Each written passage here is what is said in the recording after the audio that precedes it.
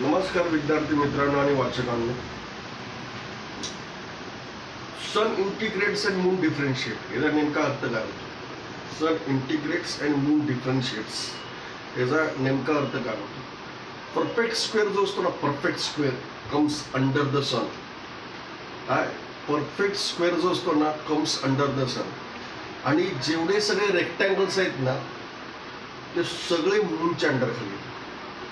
मूनवर रेक्टँगल्सवर मूनचा gear पडलेला असतो, स्क्वेअरवर सनचा gear असतो. काय बोललो मी लक्षात घ्या. रेक्टँगल्सवर मूनचा गिअर पडलेला असतो आणि सनवर म्हणजे स्क्वेअरवर सनचा गिअर पडलेला असतो.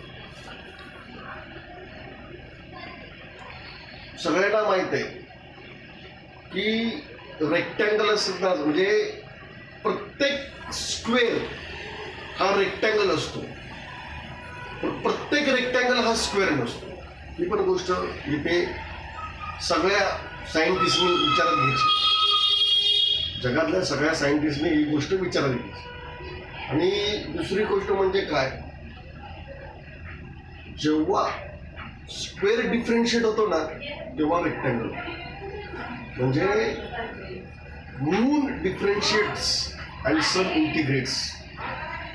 सन integrates and moon differentiate. Moon ते डिफरेन्शिएशन केल्याशिवाय रेक्टँगल्स क्रिएट होत नाही. इव्हन म्हणजे मून हा डिफरेन्शिएट करतो, रेक्टँगल्स क्रिएट करतो. आणि सन जो आहे ना, तो परफेक्ट स्क्वेअर क्रिएट करतो. याचाच अर्थ आहे सन इंटिग्रेट्स अँड मून डिफरेन्शिएट. त्याविषयी